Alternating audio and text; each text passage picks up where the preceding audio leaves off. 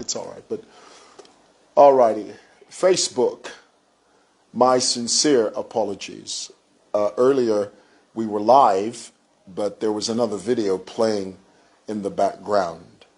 And as I earlier said, my special guest today is Denzel. Welcome, Denzel. Thank you so much for having me. Absolutely. Now, Denzel, we're going to have to start all the way from the beginning because we want to give people the best quality broadcast, and I apologize for that.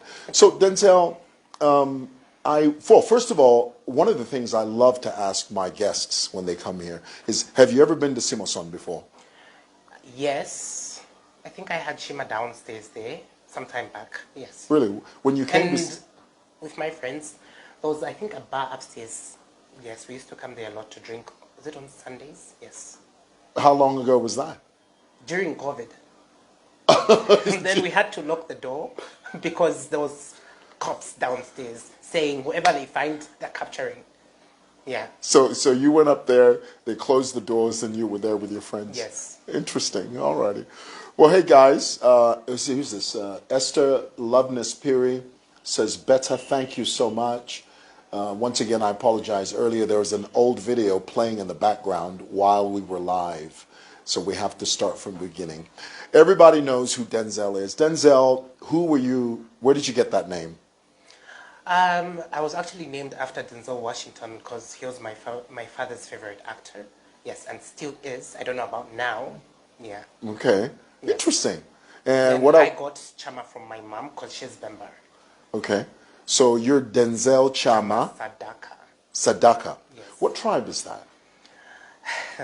I've never even heard of Sadakah. Sadaqah means giving back to charity in Islam.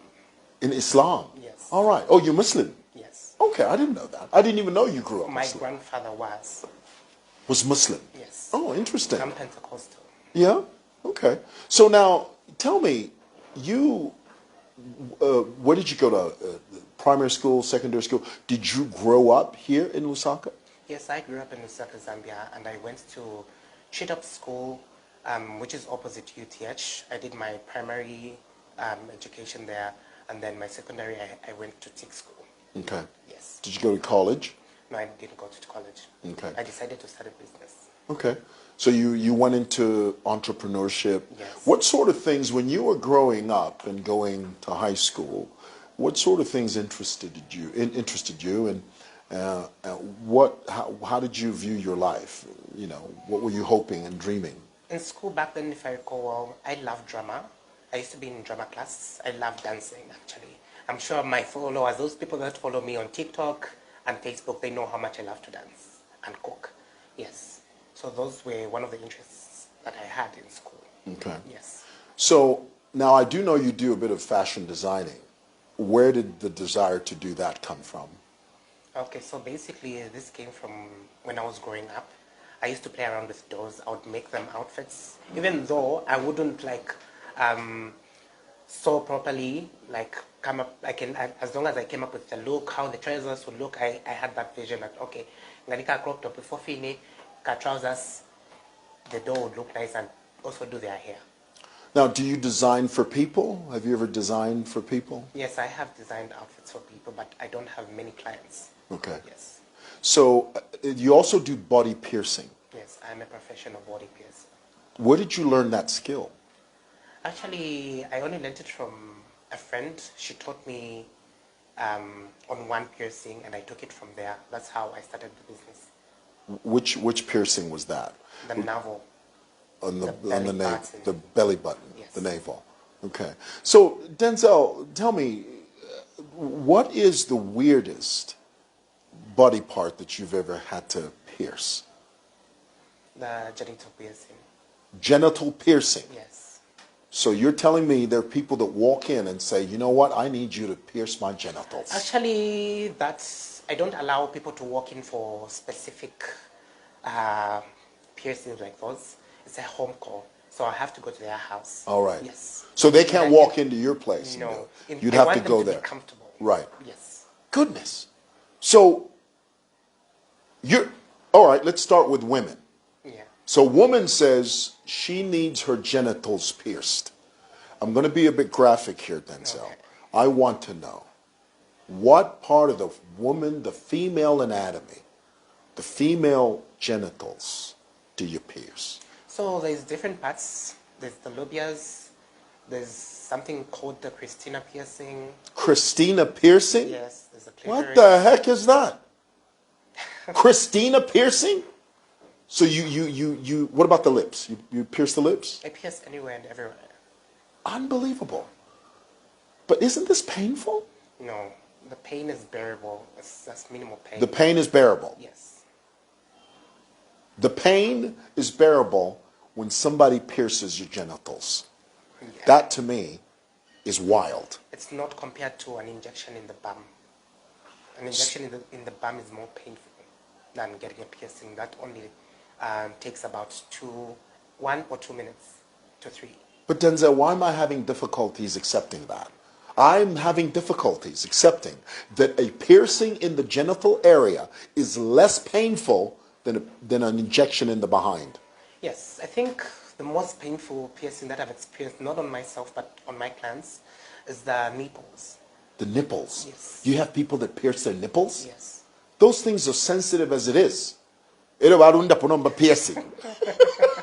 Unbelievable. That's incredible. So when how long does this procedure take? 3 minutes in total. Yes. Of piercing, cannulating, inserting of the ring, and closing of the ring, like there's a thing called a stopper. Yes, for it not to come out, so that it can block. Unbelievable. So you put the ring on, and then what does the client say? And how much does that cost? So with the belly piercing, that costs 300 kwacha. Yes. Actually, the clients are satisfied with the job. They love it. They'll be like, oh, can I take a look? You give them a mirror, they take a look at it, and say, I love it. Unbelievable. And it's a job well done.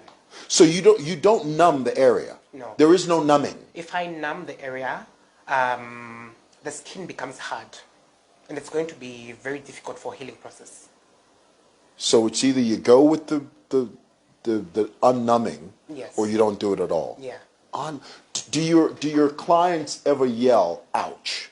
Do they ever do they squirm? Yes. They scream? Yes, okay, do whatever you want, because they have it in mind that it's going to be very painful. So I said, okay, maybe take your time. Tell me when you're ready. So when I'm about to go in, they'll be there. I'm like, okay, do it. Do what you can. I'm already in. Unbelievable. Wow. So, okay, that's interesting to me. I've just never even thought about that.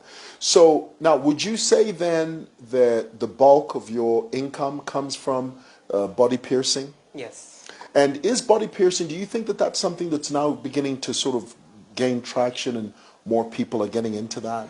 Yes, body piercings and tattoos, because people love those things.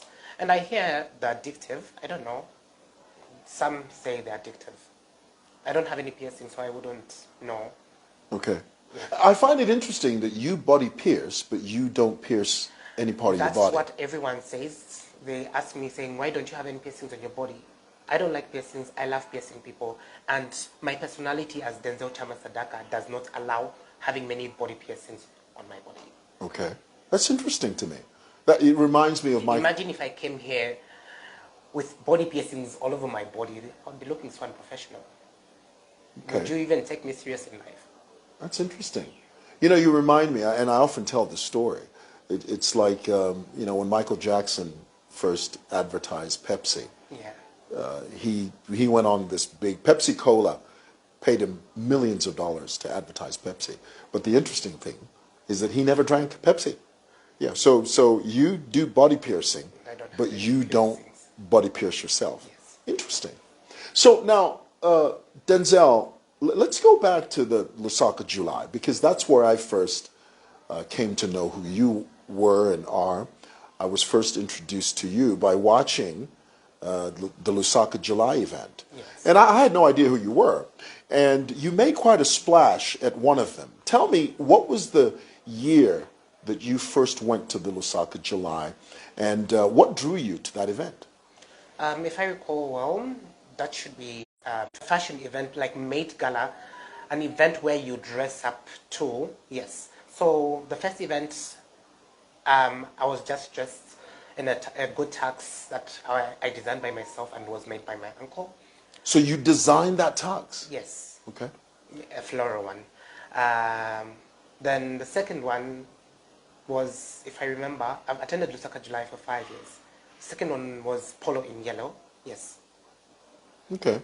So when you first went, the sort of, because you really went into this, the whole carpet thing and the interviews, and so you enjoyed that? Did you enjoy it that first time you went The there? first time I went there, I went to just see how they do things. I never had any interviews or whatsoever.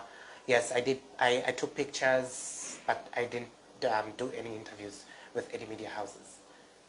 Okay. So at what stage did you begin to start becoming noticed and famous and gaining this notoriety on social media? The second year, which was Polo in Yellow, I did a little of drama, and then people began to know me. Then What was that drama you did? I had made this yellow outfit, tux outfit. It had like fringes, and then everyone was commenting saying he was about to fly because my pose basically looked like I was about to fly. I had wings. Yes. And you designed that? Yes. Amazing. So now, you said you attended 5 Lusaka Yes. Julys. I would And say 4 in total because this one was a whole disaster for me. it was a hot disaster. Yes. Yeah, because after the 4, this 5th one. Tell me about why you didn't attend this last one, because there seemed to be some type of anxiety on social media. People were asking why you were not there. Was there a reason? Actually, I had prepared for the event. I got through the event there and I was thrown out at the event. They threw you out? Yes. Why? Because they were not allowing cross-dressing because of last year's controversy that was brought by the public. So let's be clear. So they told you you couldn't show up because they didn't allow cross-dressing. Yes, but when they called me, one of the Pure Girl medias, they called me a day before the event when I had already prepared to show the public I'm the fashion drama king. And I would say I am Zambia's biggest fashion icon that they look up to see at these events. Yes, because everyone was actually commenting and saying, we can't wait to see what you're wearing, we can't wait to see what you're wearing. They wanted the drama. So me, I was very much prepared to bring the drama to them. And then PR Girl Media calls me and says, PR Girl Media, yes, right? and says, that's the people that run the Lusaka July. The managing partner, Right. Monde and Chimba. Yes. They called me to say, that was Chidba calling me at 5 p.m. when I had already done like, I would say, 100% readiness of going to the event. Then she says, they might allow you in or not at the event, but she was not really specific. She just says, because of last year's controversy. So, as for me, when she said there would be police there, in my mind, I was having those thoughts saying, why are they going to arrest me for dressing up? If I remember very well, one of the members of parliament said, a man can dress or could wear makeup as long as they are not gay, they are not caught in the act or anything. So I was wondering, why are they going to arrest me for cross-dressing? Why can't they arrest those men for wearing skirts? So now let's be clear, because some people may not understand what cross-dressing is. What do you understand by cross-dressing? Cross-dressing, it's me wearing makeup and a dress, heels, a handbag. Yes. So it's a man And a wig. dressed like a woman. Yes. Right. So they told you that because of last year's controversy, because there was an uproar from the public, Yes. the PR ladies informed you that if you did show up, you could be arrested. Were you planning on going cross-dressed this past year? Yes. You were going to go in a dress? Yes. Heels? It wasn't really a dress. So the way I love drama, I had this whole train. It was, what word can I use? It was attached to my outfit. I had a whole trousers, Akale kutumamale that mueta tama hipster trousers, yeah, but that was designed, and I had a whole top that looked feminine, and a whole corset that was touching with. You had a corset? Yes. Okay. That was touching to the train. So I said, since there's an after party at their event, I said, I'm only doing the train for the red carpet. After the pictures, I'm going to take off the train and just be my normal self. Yes. So when they told you that you couldn't show up and that you might be arrested for cross-dressing, what did you do next? I decided to show up because I was already ready for the event. You were dressed? Yes. You were dressed, you were ready, you were geared. Because I spent so much money to do my hair and to come up with the look, makeup and everything, then just to be thrown out. Yes. So you get to the event all dressed up, all dolled up. What Yes. happens next? So what happened next was one of the security guys that they said will be the cops dressed as civilians was one of the people that I've been seeing at their events most of the times that I've attended their events for 5 years. Yes.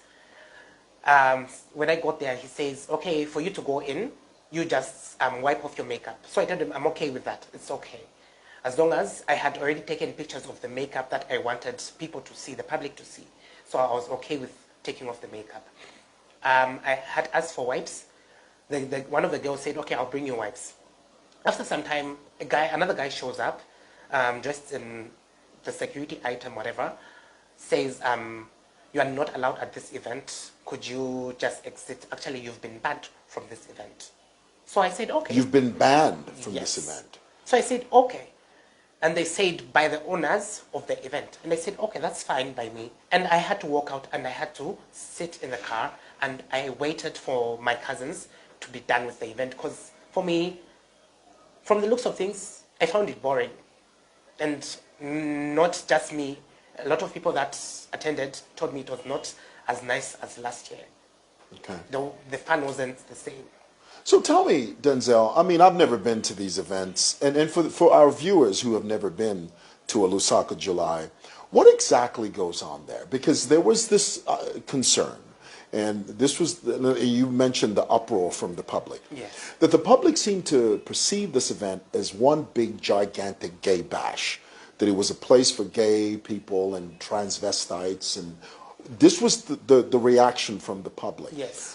You tell me, Denzel, what exactly goes on? What is going on at the Lusaka July? What do you guys do there?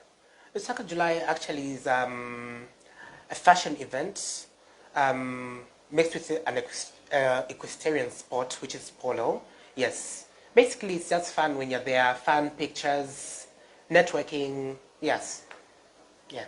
Okay, so it's just networking fashion. Yes. Now, An when after party, where is the after party? right at the event. Okay, so later on that evening there's an So after whoever party. has like another outfit to change into, they can change into the after party outfit. Okay.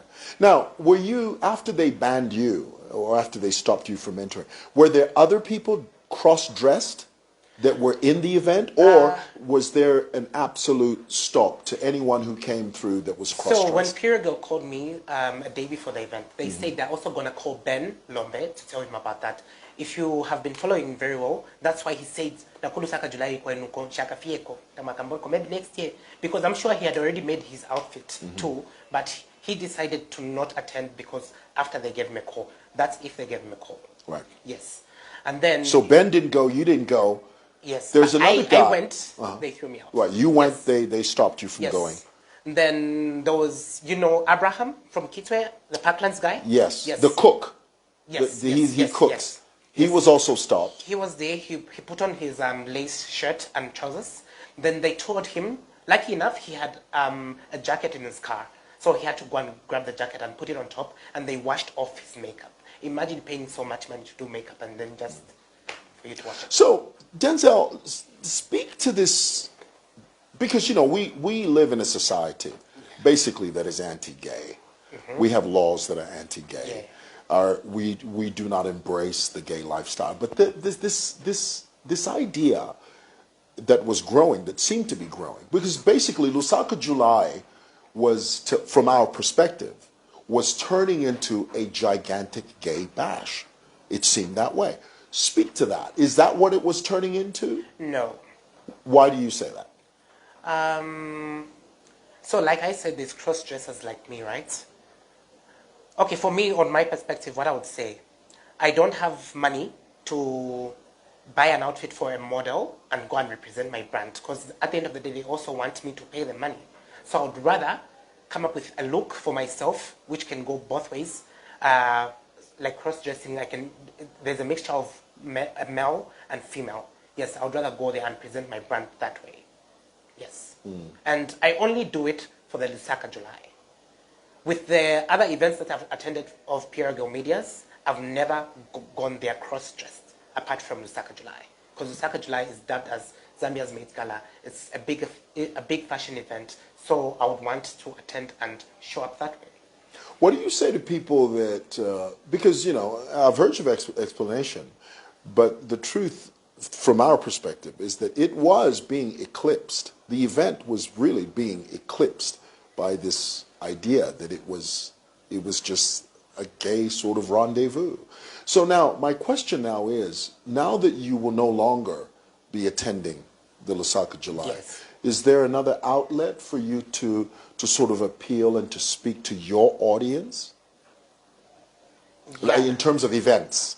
Are there events out there that sort of embrace you and embrace your style of drama? Yes, I think if I was to attend a fashion event, not this year, maybe next year, I would rather go to Maid Gala in America or Durban July in South Africa. Yes, where they appreciate fashion. Because I feel PR Girl Media, with whatever was happening, the event is not actually open to everyone. Yes, from my perspective. Would you blame them though? Because, you know, like I said, you know, there seemed to be a huge backlash from the public. No, I wouldn't blame them. Yeah, because I think respect their business. Yeah, because PR Girl, I think they were protecting their interests. Yes. And I doubt that PR Media has a personal grudge against you. Yes. I doubt that. I don't think that that's the case. I think what they were doing is just protecting their brand. Yes, protecting their brand. Also, I feel they were unprofessional with that. Had they called me weeks or months before the event to warn me about whatever, I was going to come up with a different look, or rather not attend. Yes, but that was so unprofessional of them to call me a day before the event when I had already prepared. You understand what I mean? What do you say to people that say, well, you know, we understand that it was last minute. Why not just decide not to go? Not to go, I spent so much money on my outfit, and then I decided not to go. It doesn't make sense. So, what next now? What are you planning to do now? I'm planning to just brand myself in a different way. Maybe rather not. I'm gonna be low key, but obviously I'm gonna bring the drama. You know me, I'm the fashion drama king. I just need to keep my people talking. Yes. Who does your makeup? When you do makeup, who does that? Royalty Makeup and Hair, which is in Kawata. Okay. Yes. All right. Well, hey, Denzel, I'm so thankful that you came through. Thank you so much for having me, Mr. Chitambala. And we wish you all the best. You too. Thanks. Cheers. Say bye to your... Bye-bye, guys. Love you all.